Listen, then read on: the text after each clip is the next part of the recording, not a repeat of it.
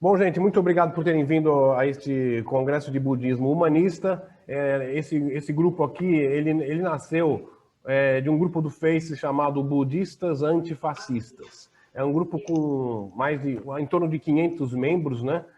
E são todas pessoas preocupadas com a posição do budismo perante a...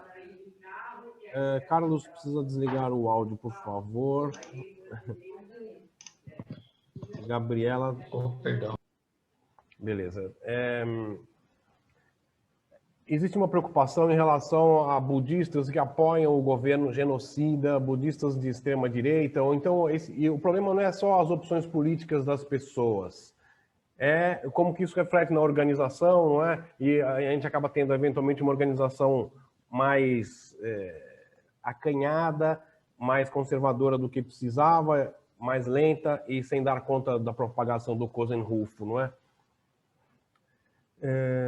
O nosso budismo é de uma linhagem japonesa, é o budismo da Soka Gakkai, que vem de Nichiren Daishonin, não é?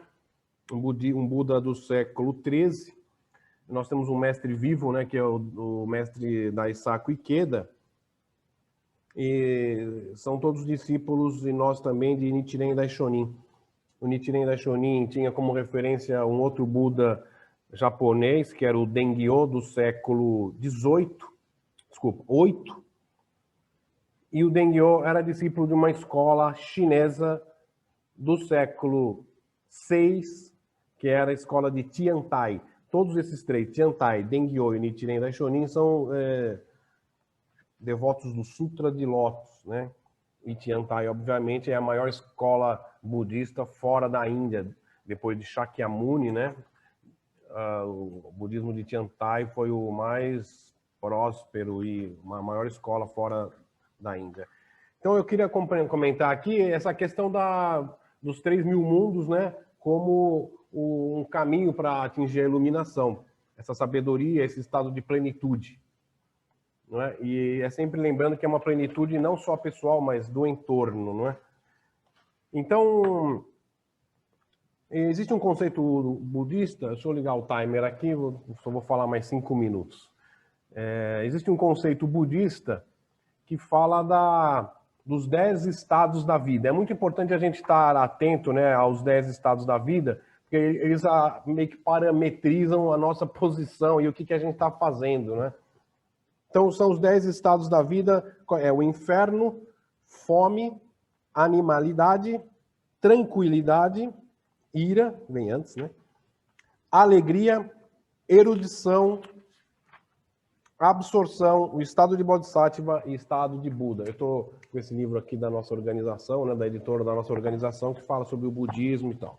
Esses 10 estados, eles acontecem todos os dias e todas as horas, e são os 10 estados em um único momento da vida, né? Muitas vezes a gente está indignado com alguma coisa, o estado de ira, ou muitas vezes estamos com carências, o estado de fome, ou então estamos muito tranquilos, até tranquilos demais, o estado de tranquilidade, ou estamos assim com bastante compaixão e ajudando as pessoas, esse seria o estado do Bodhisattva, não é?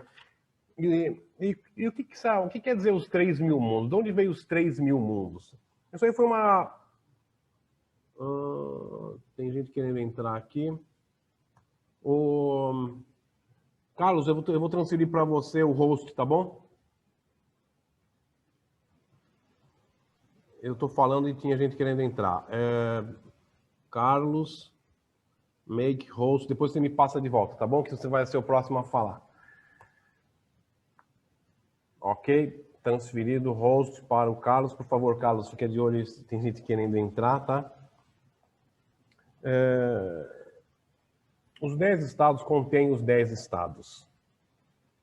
O que isso quer dizer? Quer dizer que o estado de inferno contém a sabedoria do Buda.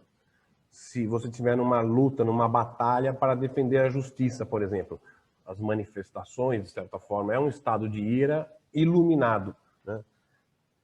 A fome também pode conter a iluminação, no sentido de um desapego, de saber viver com pouco, no sentido de uma austeridade, não é? A tranquilidade é, obviamente, um estado iluminado. Contém a iluminação, a alegria, né? O estado de erudição, Então, todos os estados contêm 10 estados.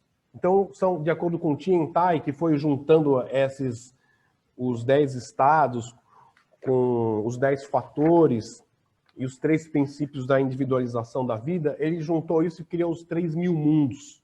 E todos os 3.000 mundos acontecem ao mesmo tempo. E como que se chega nos 3.000 mundos? Bom, são 10 estados, vezes 10 estados, não é? Os 10 estados contêm os 10 estados, então já são 100 estados. Aí nós entramos nos 10 fatores da vida. Eu acho fantástico os 10 fatores. Os 10 fatores são aparência. Começamos bem. Eu adoro esse fator da vida. Às vezes a gente negligencia isso, não é? Muito. Tem gente que exagera um pouco também, né, nesse fator da vida, da aparência das coisas, mas é mais frequente a gente negligenciar a aparência das coisas, né? Outros fatores: natureza, entidade, poder, influência, causa interna, relação, efeito latente, efeito manifesto e consistência do início ao fim. Isso aí, consistência também é um outro fantástico fator, né? Porque se a gente não tem consistência do início ao fim, toda a nossa vida fica precarizada, né? Em alguns aspectos e tudo. Então, são 10 fatores vezes 100 estados, já temos 1.000 mundos. Então, agora o Tiantai multiplica pelos 3 domínios da individualização da vida. Já estou com 4 minutos. Eu vou só falar quais são os 3 domínios aqui. É muito engraçado o budismo. São muitas... Ele é bem analítico, né?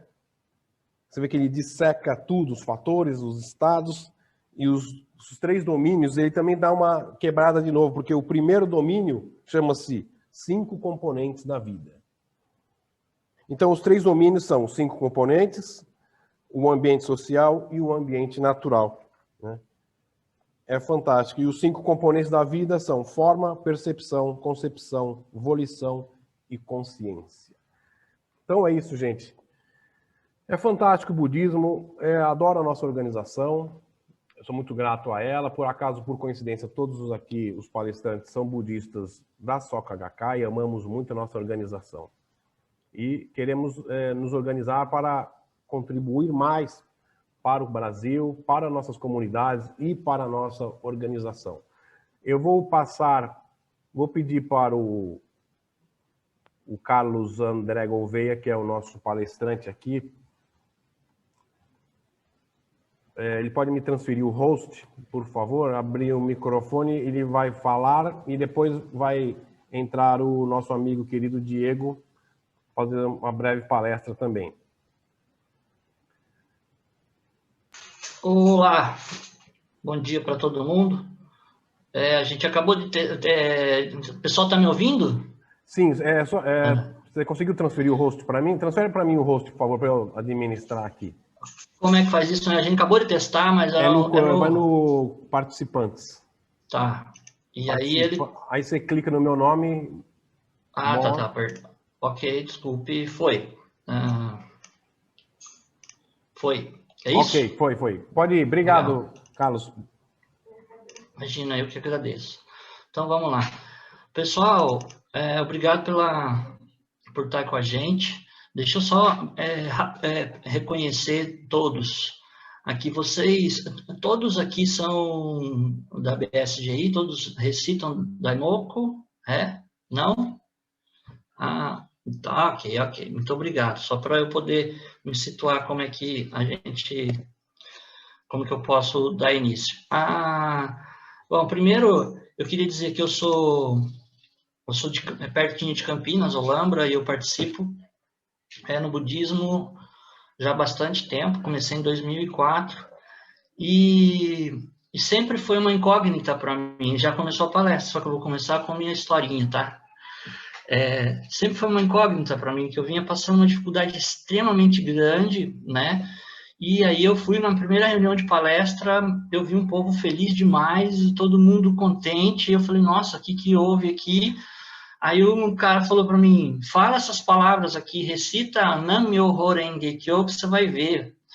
E eu não entendia aquilo, eu sou um cara muito cético, mas, como eu estava mesmo com grande dificuldade, falei, vou fazer. Meu sobrinho fazia, meu sobrinho que me ensinou. Eu e minha esposa começamos a fazer. E eu comecei a me sentir melhor, eu comecei a me desenvolver e falar, mas qual a razão disso? Não tem razão, uma simples palavra desse jeito.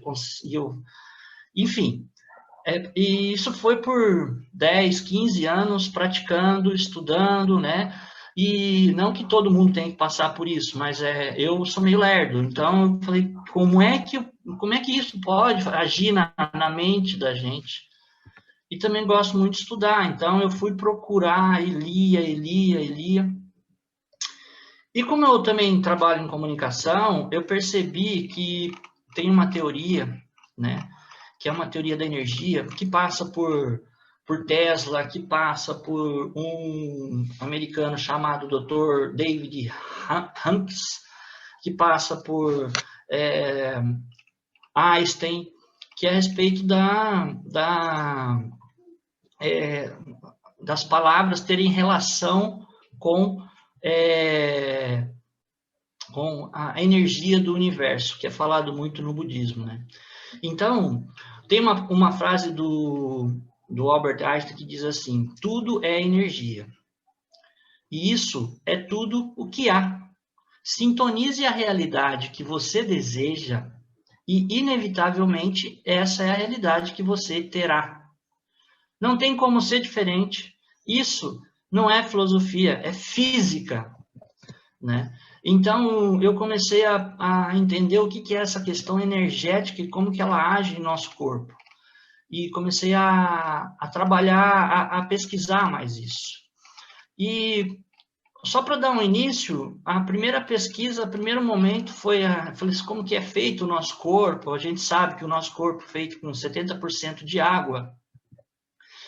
E tem aquela teoria também de um japonês que, através de mantra, ele consegue mudar a molécula, não a molécula, mas a estrutura da água, né? Eu não sei se vocês já viram, no YouTube tem, conforme você recita um mantra, você fala palavras positivas para a água se transforma num objeto cristalino feio, escuro. E conforme você recita o mantra, ou através de palavras positivas, a água se transforma num modelo cristalino perfeito, lindo, por pura osmose, assim, sabe? E você fica louco, aí você fala, não, isso aí deve ser algum fake, mentira. Mas o corpo da gente é feito de água, e essa transmissão é através de energia. E aí, vem lá o Tesla e mostra que a energia, ela é feita em frequência, né? Estou tentando simplificar, mas mostrar assim, cientificamente, né, como é que eu cheguei, como é que foi encontrar com esse universo. Então, tudo no mundo é frequência, né? É energia. E essa energia ela é medida em hertz. Conforme a gente recita, a gente emite essa energia em hertz. O simples fato de estar aqui, o meu corpo emana essa energia em hertz. Uma pedra tem isso, uma árvore tem isso, tudo tem isso. Então, essa é a energia que tanto se fala. Só que eu sou uma energia latente, não, potencial, e que se eu consigo recitar esse mantra, ou quanto mais palavras positivas eu falar, não tem um ensinamento na nossa organização que diz que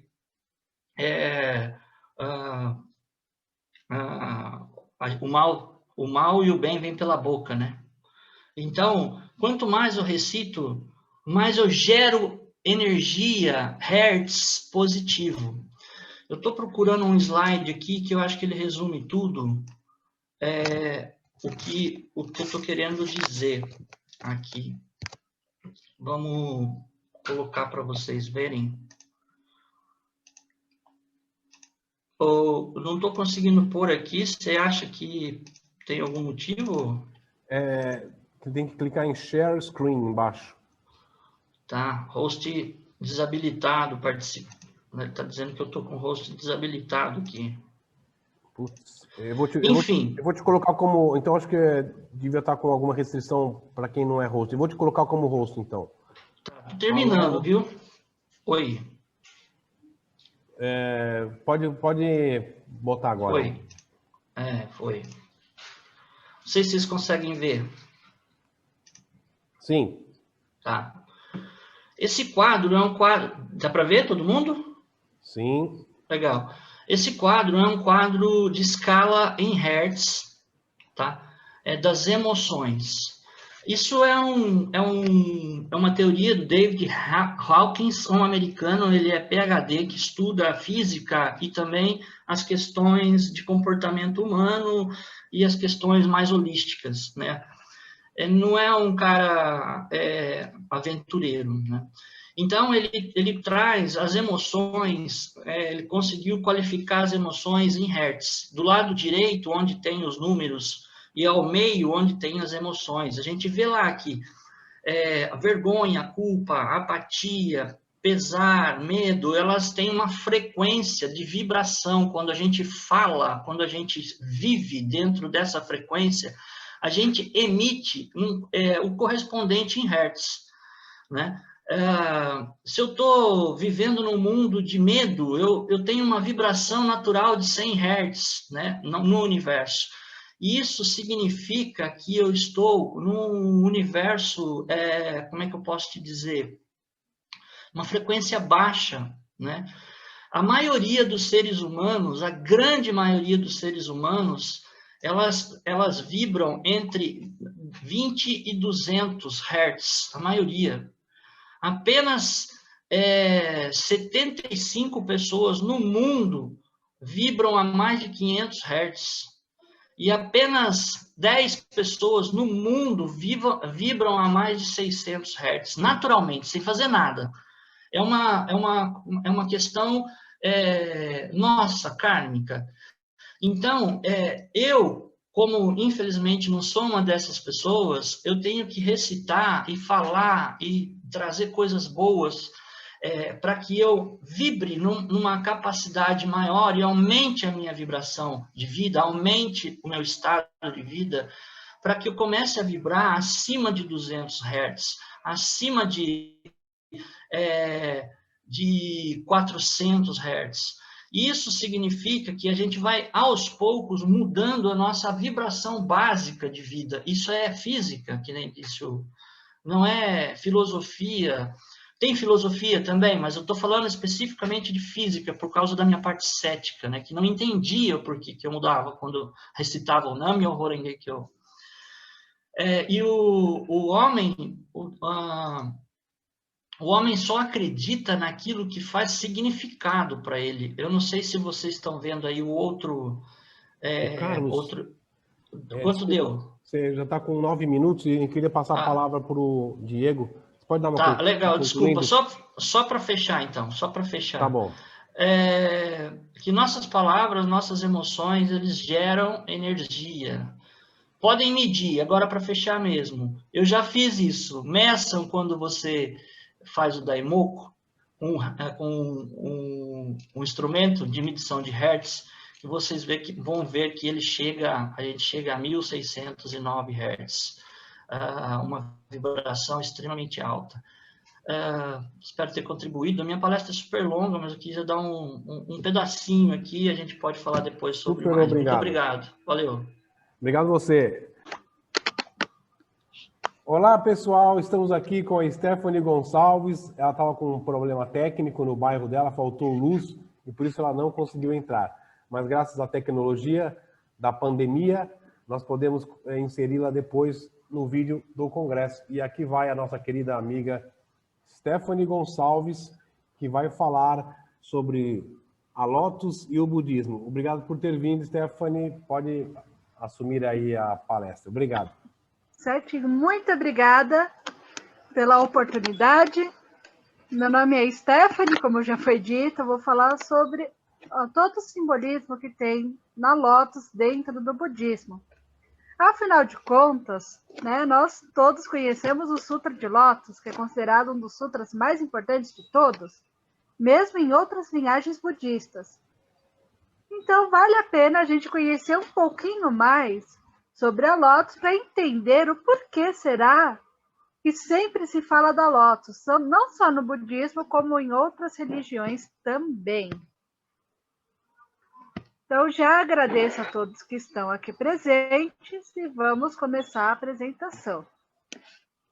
Então, a lótus e o budismo, conhecendo um pouquinho mais sobre o simbolismo da lótus.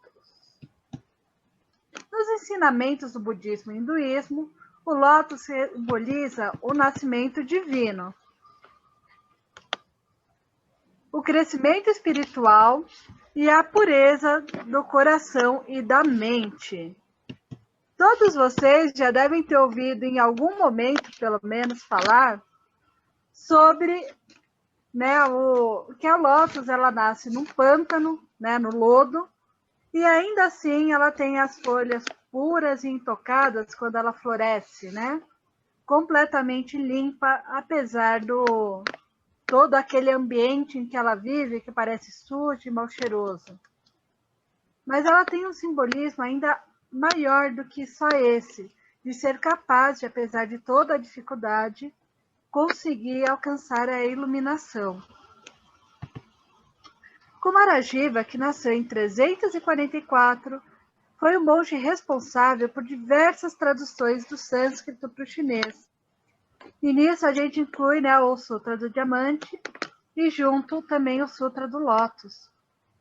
E ele explicou o significado de cada flor de lótus por meio das suas cores. Né, para quem não sabe, né, eu sou budista da linhagem de Nichiren, né, da Soka Gakkai. E o Nichiren, ele estudou, né, o budismo Mahayana, que é considerado um dos budismos mais antigos, né, de Shakyamuni, e também estudou o budismo Tiantai. E isso só foi possível, né, ter toda essa amplitude do budismo graças a esse tal de Kumarajiva, que traduziu, né, do sânscrito para o chinês, e isso possibilitou que ele fosse traduzido e levado para outras regiões do mundo na época. Então é muito importante isso. A primeira, vamos falar da Optala, ou lótus azul. Ela representa a meditação. Então, o nosso primeiro princípio é a meditação. Lembrando que meditação não é só aquela coisa de ficar parado, fazendo o dia inteiro. É você refletir sobre as suas próprias ações e a sua própria vida. Sobre o significado da sua existência e de tudo que te ronda. Depois nós temos a Padma, ou lótus vermelho, que é a energia da ação. E nisso, acho que todo mundo já ouviu que não existe budismo sem ação. Não adianta eu saber que tudo que é de bom e eu não ensinar para as outras pessoas, e eu não praticar na minha vida no dia a dia. Isso só me tornaria um grande hipócrita, na verdade. Pundarika, o lótus branco, o valor da pureza imaculada. É claro, né, que ninguém nasce nessa pureza imaculada, né? A gente procura trazer essa pureza para o nosso coração. Que é o quê?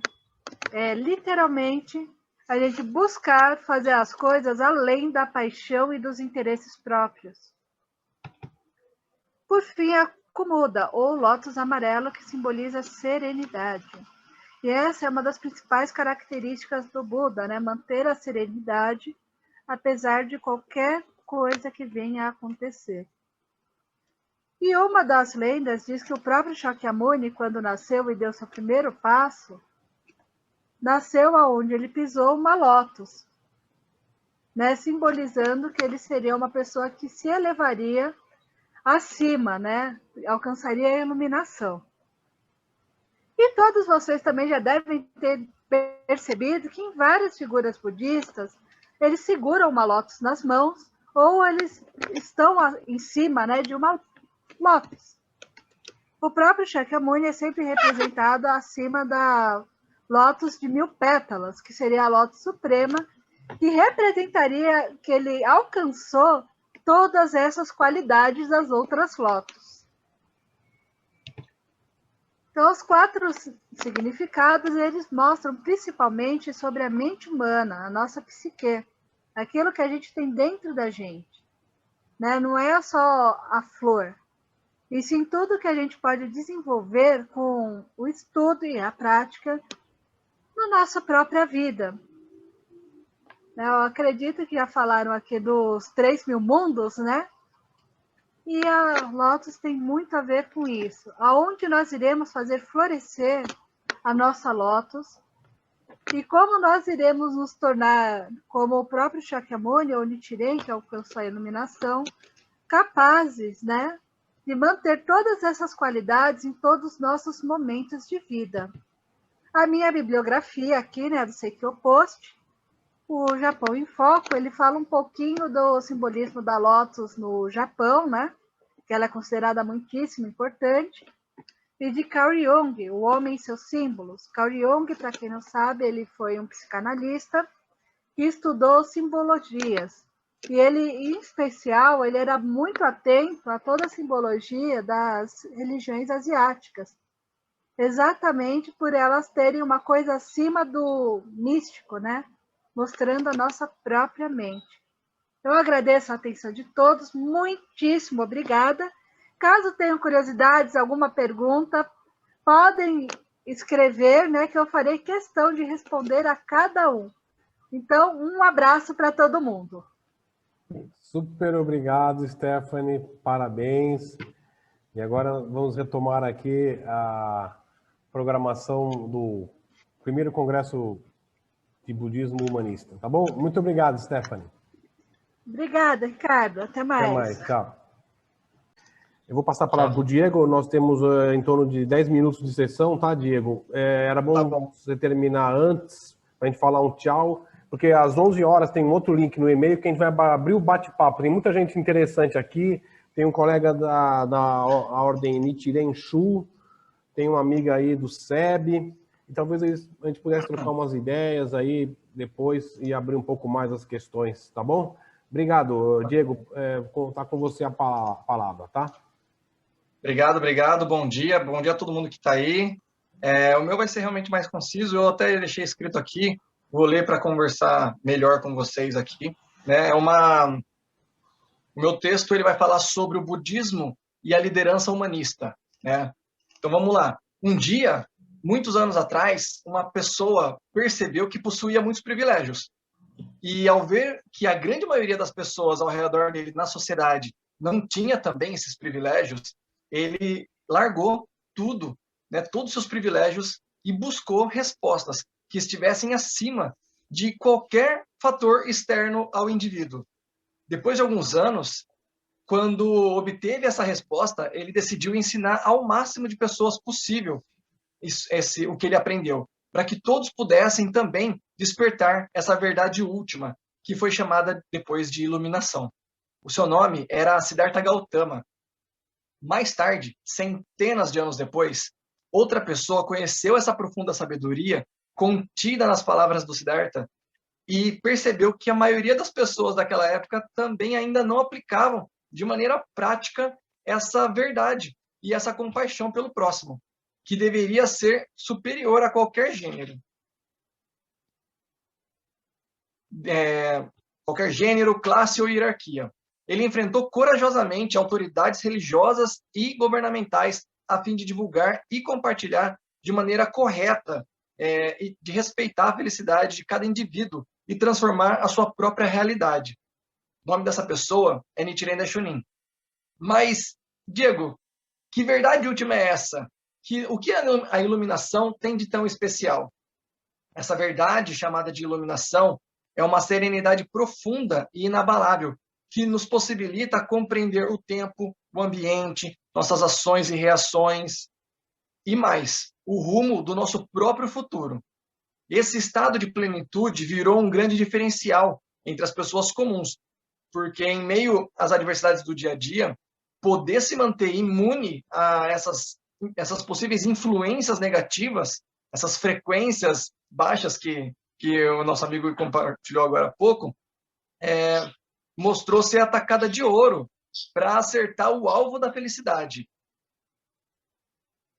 Na verdade, atingir o estado de espírito diariamente, esse estado de espírito diariamente foi denominado como a própria felicidade. E essa prática de iluminação contínua, ficou conhecida como budismo. Depois de mais algumas centenas de anos na nossa história, 2 educadores japoneses, o Tsunasaburo Makiguchi e o Josei Toda, conhecendo essa revolucionária maneira de potencializar a felicidade na vida diária, eles criaram uma organização leiga que focasse na expansão aparentemente utópica da prática budista pela sociedade, a fim de erradicar a miséria da face da Terra. Mas como fazer isso, Diego? Como essa militância de base religiosa poderia alcançar números continentais de felicidade? Seria isso tudo uma falsa ilusão, somente com base religiosa? A real é que é mais fácil do que a gente imagina. Uma vez que aprendemos a prática sincera do budismo e fazemos da iluminação o alicerce diário, geramos uma infinidade de causas positivas que repercutem também no dia a dia em nós mesmos, como o autodesenvolvimento intencional e progressivo, a compaixão e o respeito incondicional por tudo e por todos. Esses 3 fatores, esses 3 resultados de uma prática budista correta solidificam um fato social chamado humanismo, onde põe o ser humano e as suas necessidades em primeiro plano. Quando o ser humano está em foco e as relações sociais se igualam, porque aquele estado de plenitude serena individual se expandiu naturalmente, se multiplica. Mas, Diego, como que se multiplica? Pelo exemplo. O ser humano, ele é um ser racional. Ele aprende por captação, absorção de referência e exercício prático do mesmo. Ou seja, nós aprendemos o que nós vemos e copiamos. E se ao longo de nossa vida vemos o mesmo exemplo vindo de várias referências diferentes, aquela verdade se torna mais sólida na nossa realidade. Portanto, o budismo humanista tem uma responsabilidade estrutural em nossa sociedade, porque quanto mais praticamos e nos tornamos exemplos de cidadãos felizes, proativos, inteligentes, sensíveis às necessidades coletivas e também imune às influências negativas do dia a dia, mais lideramos a sociedade nessa corrida contra a miséria e a degeneração humana. O que nós devemos, então, fazer de maneira prática no dia a dia, né, com essa prática do budismo humanista? Devemos ter metas pessoais de vida, devemos criar coragem para criar condições mais favoráveis onde estamos, devemos reconhecer nossos erros e corrigir sem medo de críticas externas, devemos ter consciência das dificuldades que as pessoas ao lado também podem estar passando, devemos ter atitudes sociais que promovam um bem muito maior do que aquele que afeta somente o seu círculo social, o seu círculo de convívio, a sua família e os seus interesses pessoais. A partir do momento que os nossos pensamentos e ações estiverem alinhadas nesse nível, nosso exemplo ele chegará muito mais longe do que a gente imagina. Ele se multiplicará de tal forma que esse mesmo exemplo ele vai voltar até você, assim como o fluxo das ondas e das marés, naturalmente. Então, basicamente, as minhas palavras é isso, falando sobre o budismo, que ele repercute de maneira natural quando nós praticamos e atingimos essa frequência da iluminação, como o nosso amigo disse, né? E as pessoas, às vezes, por falta de carência, têm a nossa referência perto. E aí isso se multiplica, porque elas também vão replicar, até o momento que isso vai voltar para a gente de uma maneira natural no universo. Ok? Muito obrigado. Bom dia, gente. Obrigado, Diego. Obrigado, Carlos. A gente vai encerrar daqui a 1 minuto ou 2 aqui a transmissão. Vamos tomar um copo d'água, respirar um pouco e tem um segundo link para a gente abrir aí os bate-papos, eu queria ouvir algumas pessoas. Muito interessante as palestras de vocês, né?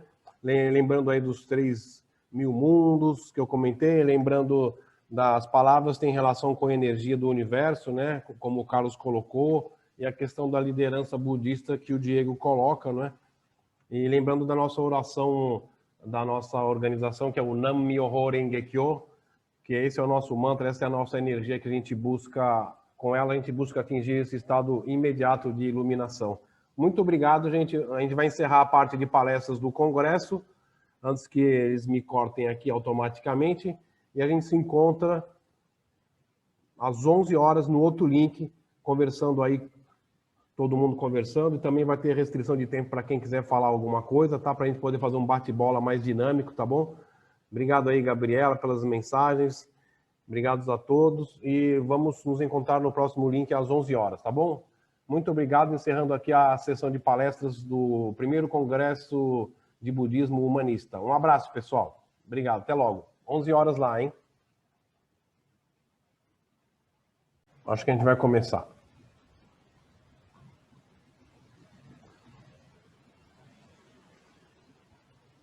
Cadê o rapaz? Tinha um rapaz aqui de uma outra seita budista que eu fiquei interessado. Acho que ele vai voltar aí. Nichiren Shu. Essa é a Nichiren Shoshu ou não? Vocês sabem? Ele colocou Nichiren Shu. Não, é outra. É diferente ainda. Tem uma que é bem antiga, né? Bom, enfim. Deriva do Nichiren também. Mas Nichiren Shu foi uma que foi ramificada logo depois que o Nichiren morreu, porque quando o Nichiren morreu, ele ia passar o sumo prelado para uma pessoa só, né? Então, a pessoa que seria realmente o sucessor dele, ele escolheu. Tinham 6 pretendentes ali, e ele deixou na mão do Niko Shonin, que era o mais novo. Isso gerou um rebuliço aí, e aí os outros que sobraram, cada um foi para um lado, e um deles é o Nichiren Shu. A Nichiren Shoshu é a organização, é o sumo prelado que era ligado à Soka Gakkai. Sim. Até o Nikken, é o caso do Nikken em 1990 e separou. Ele vai entrar de novo aí. É o do Nikken. Oi? O José Roberto está entrando. E a Érica também. A Érica, o SEB é tibetano? Qual que é a... Isso, é tibetano. Uhum. Ah, legal. Bom, pessoal, vamos retomando aqui. Muito obrigado. Bem-vindos a essa segunda parte do nosso congresso. Foi um sucesso, gravamos muito bem as palestras, super dinâmicas. É quase um videoclipe da MTV. Mas é legal que dá 40 minutos e todo mundo falando. É um bom tempo para as pessoas ficarem assistindo e dar um certo dinamismo. Agora vamos abrir para perguntas e comentários. Eu queria que, muito brevemente, o nosso amigo José Roberto Torres, se puder abrir o microfone dele, falasse um pouco sobre a ordem Nichiren a qual ele pertence. Bom dia. Bom dia. A ordem dele se distingue da nossa, mas embora tenha o mesmo Buda como inspiração, não é? Então, José Roberto, se puder muito brevemente fazer um breve depoimento aí sobre a sua ordem budista e tal, e a gente vai controlar tempo, tá, para a gente poder todo mundo falar e tal. Manda ver aí. Obrigado. Bom dia a todos e a todas. Então, a Ordem Nichiren Shu é uma escola tradicional, né? Está inserida no budismo da linhagem de Nichiren. Nós também praticamos o Nam-myoho Renge Kyo, né? É a nossa prática principal, né? A gente, em aspectos doutrinários, nós temos algumas diferenças da Nichiren Shoshu, da Soka Gakkai. Para a gente, né, Nichiren Shonin é um Bodhisattva e a gente se direciona mais ao Buda Shakyamuni, né? Mas a gente segue os ensinamentos de Nichiren e a gente tem uma perspectiva de um diálogo muito pacífico com as demais escolas, né? A gente tem um diálogo muito tranquilo com o budismo zen, com o tibetano. Ô, José, né? você é da com onde? a própria Nichiren Shoshu. Você mora onde? Eu sou de Pernambuco, Ah, tá. Eu só em queria... Caruaru, no estado de Pernambuco. Fantástico. Eu nasci no Recife. Eu adoro Caruaru e Pernambuco é demais. Eu queria entender um pouco mais. Deixa eu perguntar umas coisas aí, se alguém tiver dúvidas sobre o Sim. Roberto. Essa seita budista Nichiren Shu, ela tem mais ou menos quantos membros lá em Caruaru, ou no Pernambuco, ou no Brasil? Como é que tá isso aí?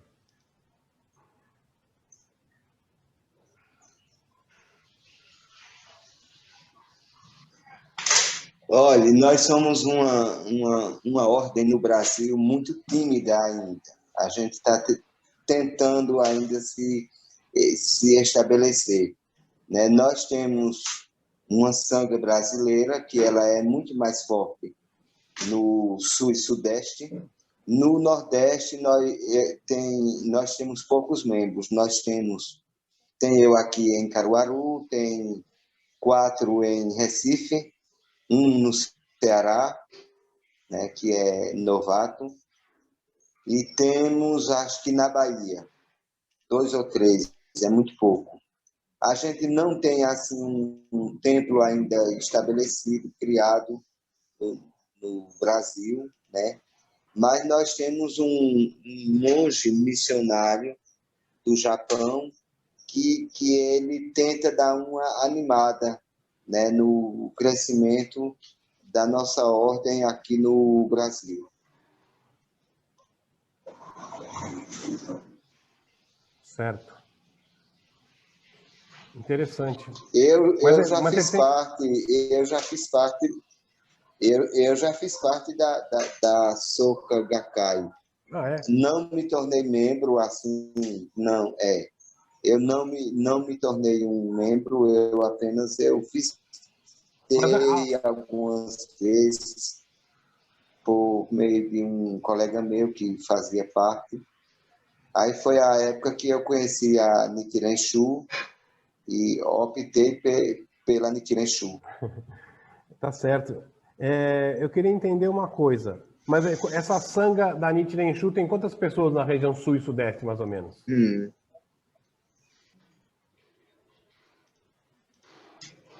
Olha, na região sudeste está perto de 60.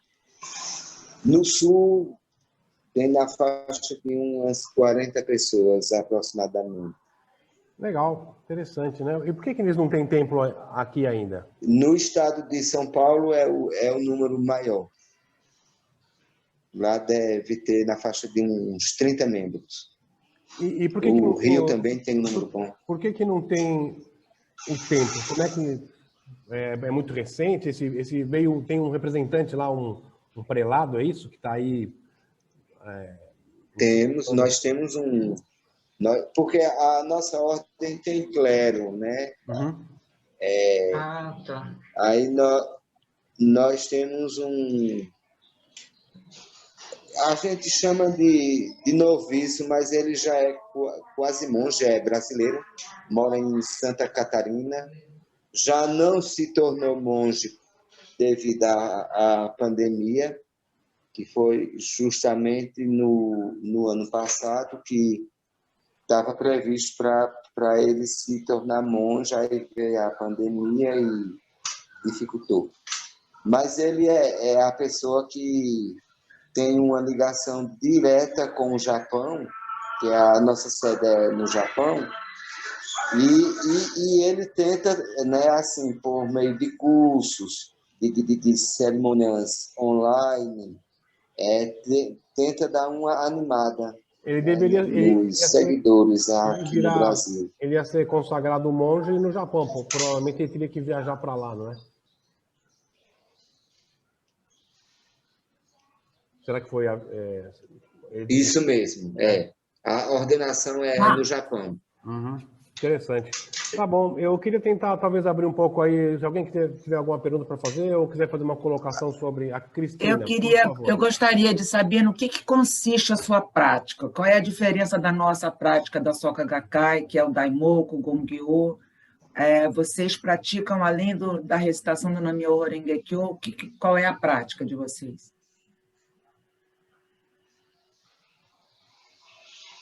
Nós temos a nossa prática principal é o Daimoku, né? A recitação do Nam-myoho Renge Kyo. Mas também nós temos o Gongyo, diariamente com a orientação de 2 vezes por dia, né? Não difere da Soka Gakkai nesse aspecto. A diferença é que a liturgia da Nichiren Shu é uma liturgia que ela é maior que a liturgia da Soka. Porque o budismo Nichiren, a essência dele é a prática da recitação do Nam-myoho Renge Kyo, seja na Soka Gakkai, na Nichiren Shoshu, na Nichiren Shu, no budismo primordial. A essência é essa, né? E dentro da liturgia, o Gongyo, com as 2 partes, é uma prática também essencial para nós, para qualquer grupo que pratica o budismo de Nichiren. Então, a diferença básica é que vocês têm um clero e nós não temos, é isso? Nós somos uma ordem, né?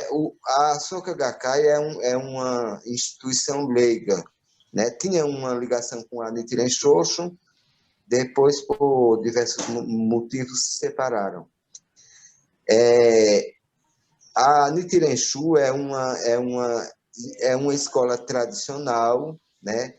Que ela, como qualquer escola do budismo, ela tem clero, tem monge, né? Mas ela segue uma linha doutrinária, né? A gente segue uma linha doutrinária que, em alguns momentos, dialoga com a doutrina da Nichiren Shoshu, da Gakkai, mas aí a gente mantém essa postura, né, do respeito, né, porque nós somos a gente entende o budismo como uma grande família, né, e se nós somos uma família, a gente se respeita nas diferenças, né, mas a essência do Renge Kyo, a recitação. José Roberto, você sente essa recíproca? É a nossa prática principal, né? Tá um pouco ruim o áudio do José Roberto? Tá difícil de ouvir. Acho que tá José, cortando. talvez tenta desligar sua câmera, porque o áudio quebrou um pouco aí no final, depois tenta ligar de novo. O Carlos perguntou... O que você ia perguntar, Carlos, por favor? Para ele mesmo, eu ia perguntar se ele falou bacana dessa questão do respeito entre as outras escolas, ou, enfim, como se chama. Me escutar mais agora? Agora está melhorando. Acho que sim. Tá. O que eu queria perguntar para o Roberto, né, se ele sente também essa recíproca de respeito entre as outras escolas ou doutrinas, seitas, sei como nomenclatura. Olha, essa é a minha postura. Eu entendo em qualquer campo, em qualquer aspecto da vida, no campo da religião, no campo da ideologia política. Eu entendo assim, né? A gente tem que ter muito essa postura do respeito ao diferente, que aí a gente consegue estabelecer uma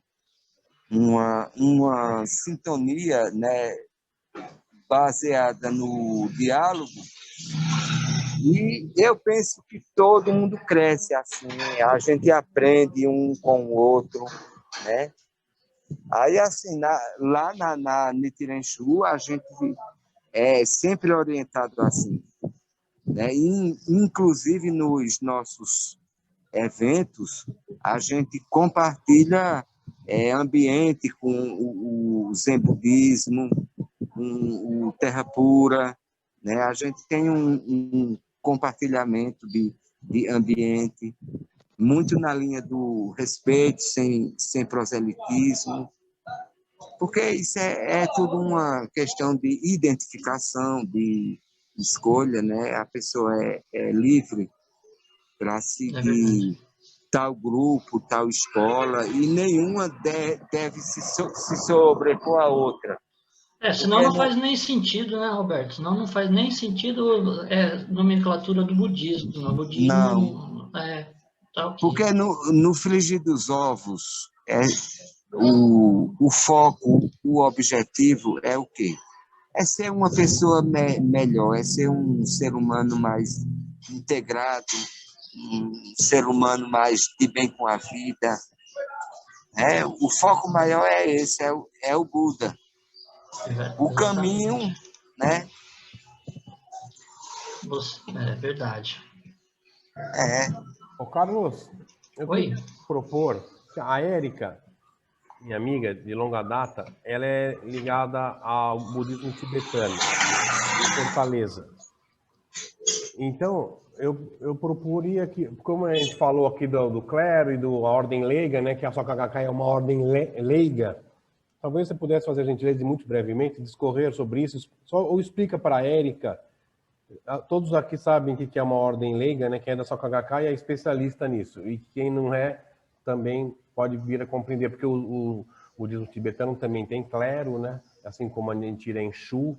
Então, Carlos, explica para a Érica e dá uma recapitulada aí o que caracteriza a Soka Gakkai como uma ordem leiga. A questão, nomenclatura de ordem leiga é justamente porque não está ligado a monges. Ela foi separou em certo momento, por contas de divergências de pensamento, porque a Soka Gakkai ela tinha monges também. E só que além dos monges tem todos os participantes que não são monges, chamados leigos, né? Em algum momento, por algum, acho que não sei, não convém falar, mas por divergências de opiniões e ideias, a Soka Gakkai entendeu que era necessário tomar uma posição em relação até ao que estava sendo falado pelo José aqui, de respeito a todos, de um caminho comum, saudável, etc. E decidiu-se, então, criar, romper com o clero, especificamente, que era naquela ordem, e se tornou uma organização não governamental, mundial, tá em todo, acredito que quase em todos os países, né, no mundo. E ela é uma organização que ela tem um presidente, né? Esse presidente ele tem o papel de fazer a orientação, de fazer a condução dessa organização da forma mais sábia possível, né? Conduzir as pessoas, orientar as pessoas, que hoje é o senhor Dr. Daisaku Ikeda. Né? Antes dele foi Jusei Toda, que era o mestre da Daisaku Ikeda, e antes dele foi o senhor Makiguchi, né? O senhor Saburo Makiguchi, que criou a organização SGI, com o objetivo de ser uma organização de levar paz, cultura, para o mundo através do budismo. Ele era um professor, né? Não era monge, aliou-se aos monges, né? Criou essa organização com esse objetivo, porém um objetivo, como você falou, de liberdade, né? E isso se espalhou pelo mundo. Hoje são mais de 12 milhões de praticantes, né, com esse objetivo. E a gente está se desenvolvendo, né, nesse mundo que se apresentou para a gente nesses últimos anos aí, difíceis. Porém, a gente já sabia, né, porque a gente sabia que pelas orientações, não é profetização nem nada, orientações mesmo, que seriam anos difíceis, e a nossa prática, ela conduz a uma energia maior, uma elevação do nosso estado de vida, e, contudo, motivar, levar essa ferramenta, né, através da recitação do Nam-myoho Renge Kyo, para outras pessoas, assim como eu falei, né, que não tinham essa ferramenta, e começam a praticar, obviamente, estudar, e, por último, não menos importante, muito pelo contrário, a propagar isso, que a gente chama de shakobuku, né? Passar para as outras pessoas. Né? Eu, particularmente, isso já é uma opinião minha, né? A nossa prática, ela é muito mais disseminada pela postura, pelo exemplo, né? Quando as pessoas olham para a gente e falam assim, cara, tá aí a postura de uma pessoa legal, tem uma visão de mundo interessante, gostaria de ouvir mais. E com o tempo essa pessoa compreende o que é o budismo e passa a ter a mesma prática que a sua. Não sei se... Isso aí. Obrigado, Carlos. Falou muito bem. Eu queria, se alguém quiser fazer uma contribuição, colocar aí alguma coisa, fazer algum comentário ou uma pergunta.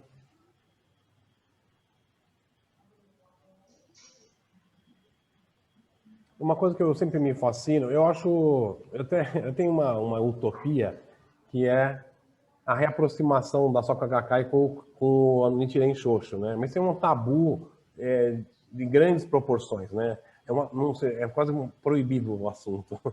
E eu sinto que... Eu acho fantástico quando o José Roberto traz aqui o exemplo da seita budista dele, a Nichiren Shu. Tem que ele não é bem monge ainda, ele falou noviço, essa expressão, né? É engraçado também, na Igreja Católica também se usa essa expressão, né? Ele é um noviço, mas ele é o representante máximo aqui. E é esse noviço quem está angariando essas 60 pessoas ali, 40 ali, né? Uma coisa que eu sinto um pouco de falta na Soka Gakkai é essa simbologia de um grande líder local, né? E nós temos o nosso líder, o mestre Ikeda, né? Como o Carlos colocou muito bem, que é o presidente que toca a nossa organização, além de todo um organograma, né? É incrivelmente capilar. A organização da Soka Gakkai é muito bem feita, né? É exemplar. A gente está em quase todas as cidades do Brasil. É uma coisa meio absurda até onde chega, né? Entretanto, falta... Isso tem resultados incríveis. Tem 200 mil membros no Brasil, por exemplo.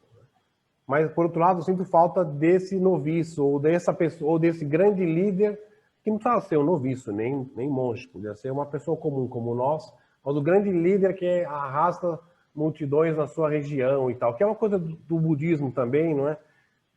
Enfim, só queria deixar essa reflexão aí, que eu sinto falta dessas lideranças, e que acho que a Soka Gakkai poderia alimentar mais essas lideranças e deixá-las florescer. Parece que existe um abafamento de lideranças locais em favorecimento do mestre Ikeda e tudo. Enfim. Eu penso que toda organização tem grandes problemas por conta de uma coisa chamada gente, né? A gente tem uma mistura cultural muito grande, né?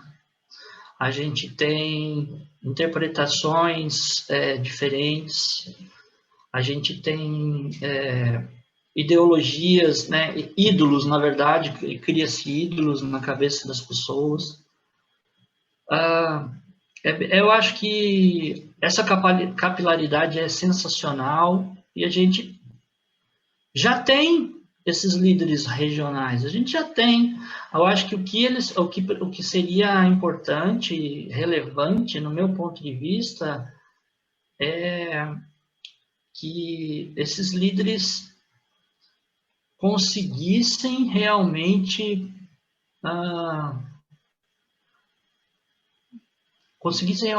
prestar atenção não só nos protocolos, nas formalidades, mas sim na prática, né? Vencendo as barreiras culturais, vencendo as barreiras de escolas, etc., vencendo as barreiras do que é melhor, do que é pior, do que pode, do que não pode. Porque não existe, eu acho que no budismo, uma escola ou uma seita ou uma doutrina mais pop do que de Nichiren. Porque Nichiren simplesmente pegou o plantador de arroz lá e falou assim, ó, você pode ser Buda, cara, né? Você pode se tornar um Buda. E que anteriormente isso era simplesmente para os membros mais abastados. Nichiren Daishonin deve ter criado um pipinão para ele quando ele falou para todo mundo. Então, o espírito da Gakkai é o mesmo, né? A gente tem que tem que aprender, na verdade, a colocar isso em prática, a dar espaço para as pessoas, a ser líderes orientadores, líderes não líderes que são mandadores ou autocratas. Isso é uma questão um pouco de estado de vida mesmo, e é uma questão... Acredito que, com relação, Carlos, com relação a essa colocação do Ricardo, de que sente falta de um líder no Brasil, né, além do nosso mestre lá no Japão, eu acho que, com relação a isso, a gente tem que levar em consideração o que Nichiren deixou para a gente, que é siga a lei, não siga os homens, né? Então, eu acho que a não existência dessa figura como um líder, como um noviço, um padre, enfim, alguém acima que sabe de tudo, é porque cada um interpreta, é subjetivo, né? Queira ou não queira, você lê os escritos de Nichiren Daishonin e cada um tira o seu ensinamento próprio, por mais que seja assim, o básico, todo mundo tira igual, mas tem sempre um nuance que é subjetivo, né? E aí eu acho que é por isso que não tem essa figura de um ser a mais superior na nossa organização.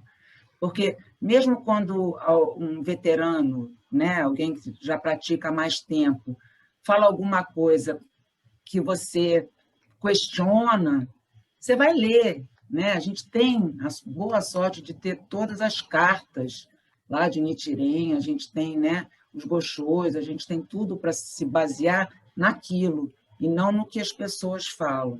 Então, eu acho que eu não sinto falta desse ser nessa posição assim aqui no Brasil, porque eu acredito mais que nessa postura de seguir a lei e não seguir os homens, né? Não seguir o que as pessoas falam.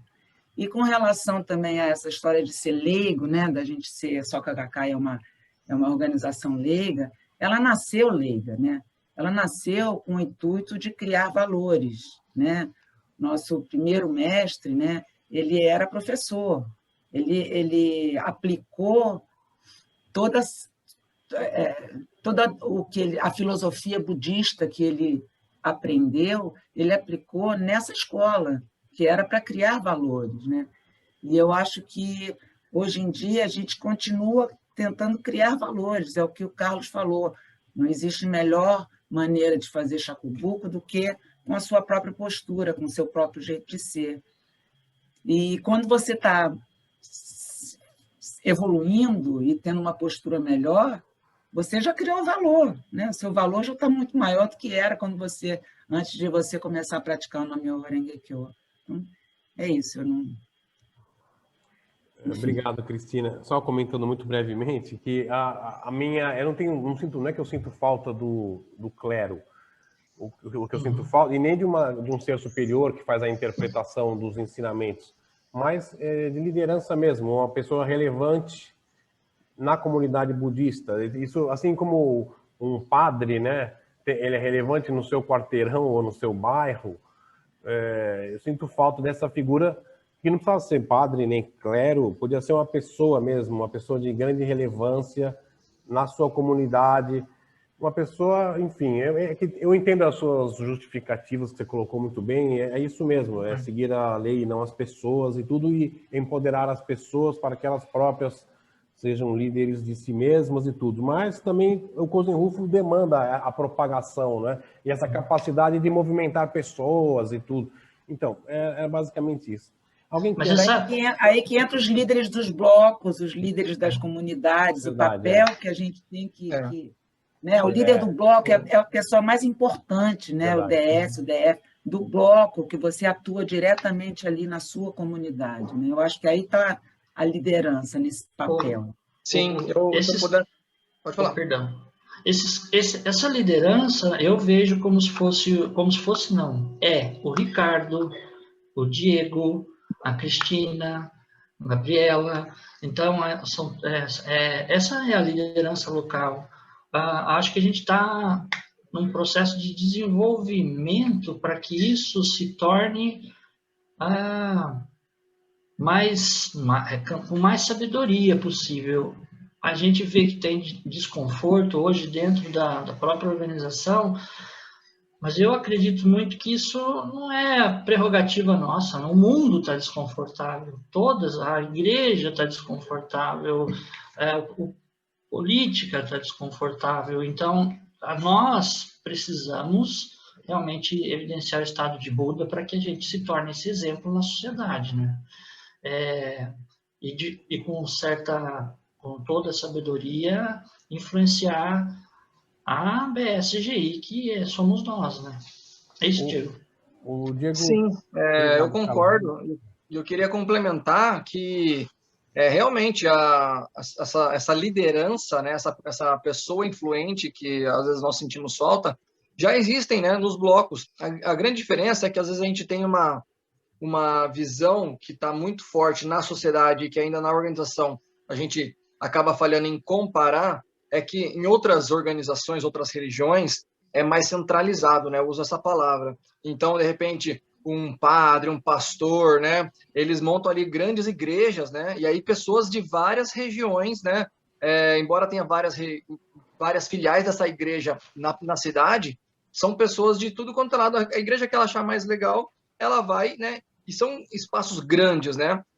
E aí, então, eles centralizam mais num pastor, onde essa pessoa ela vira uma referência maior. E se ela realmente é uma pessoa bastante influente, isso repercute ali de alguma forma, né? Só que a organização, ela é contraintuitiva, né? Ela é totalmente descentralizada. Então, nós temos aí, desde os blocos, comunidades e toda a estrutura da organização, e ainda temos as 5 divisões, né? Onde ainda dilui mais ainda. E às vezes, talvez, a gente, com essa comparação inconsciente, a gente busca uma pessoa. E essa pessoa que está naquele cargo ali, que poderia ser justamente a sua resposta, talvez ela ainda esteja em aprendizado, né? Porque a organização ela tem esse papel que ainda está bastante embrionário na questão prática de poder treinar, né, realmente os líderes. Porque tem a parte burocrática, mas tem, até como eu falei no meu texto, tem a questão da influência, né? Aquela pessoa que realmente tem que entender a responsabilidade de ser um exemplo de budista na vida diária, de ser um exemplo de que, se inclusive ela tem um cargo, ela realmente ela precisa ajudar aquelas outras pessoas pegando na mão, né, e mostrando, primeiro pelo seu exemplo, segundo pelo passo a passo, a fazer o caminho das pedras, né? E é isso que... Pode falar. Pessoal, só Só um minutinho cada um que vai encerrar aqui. Eu queria fazer uma despedida, tá? Encerrando, por favor, os comentários. Obrigado. Pode falar. Carlos? Eu já terminei.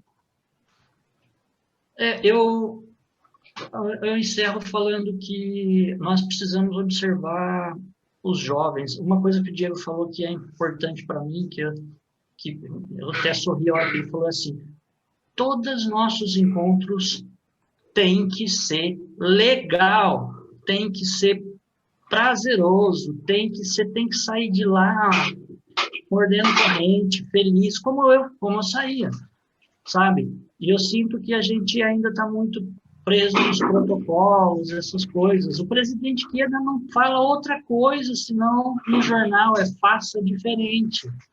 O que é fazer diferente? Mas a gente não aprende. Uma coisa que a gente tem que... Eu falo até aqui, eu me sinto no Monte Minobo, sabe? Naquele momento onde que eu falo assim, é necessário ficar isolado um pouco, né? Para não criar mais confusão. Então, eu acredito que alguns líderes devem estar em isolamento por um momento, tá? O mundo está muito complicado, para a gente ter mais sabedoria de agir. Eu acho muitas coisas estranhas, mas assim, que respeito por questões culturais, etc., como separar homens de mulheres, né?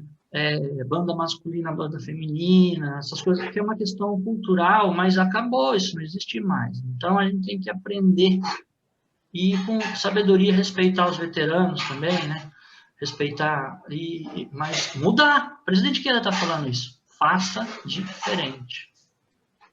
É isso aí, Carlos. Muito bom. Obrigado.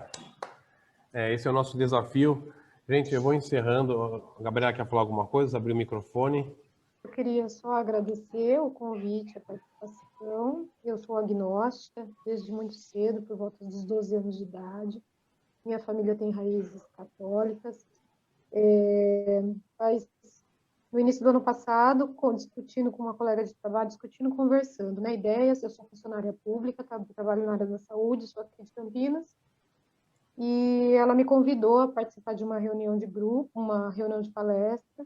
Eu fui, me interessei muito, infelizmente por conta da pandemia, eu nunca mais pude participar presencialmente. Agora, no comecinho desse ano, retornei a esses estudos online, através desses encontros. Agora eu estou como simpatizante do budismo de Nichiren, e tenho participado, gostado muito, tem me feito muito bem, porque trabalhar no SUS, no funcionalismo público, exaure muito das nossas energias, e estou só aprendendo, estou em fase de aprendizagem. O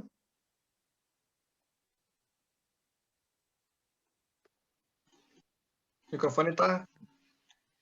Gabriela, seja bem-vindo. Ricardo, seu microfone está fechado. Obrigada. Opa, obrigado, pessoal. Obrigado, Carlos. Obrigado, Gabriela, por ter vindo aí. É uma honra para nós receber uma pessoa que está interessada no budismo. Obrigado, Érica, também. Que a gente fica à disposição para dialogar também. A Érica é do budismo tibetano, o José Roberto do budismo da Nichiren Shu, a Cristina da BSGI, né? Diego também, eu também, e o Carlos também. Muito obrigado, tá, gente? Isso está sendo gravado e vai ser colocado no YouTube. E vamos fazer novos encontros, tá? Temos muitos assuntos, tem temas bem específicos que a gente tem que abordar e temas da nossa causa. E vamos em frente, tá bom? Muito obrigado, gente. Até a próxima. Obrigado, gente. Bom sábado, tudo de bom. Beijo no coração. Isso aí, beijos. Até a próxima, gente. Até.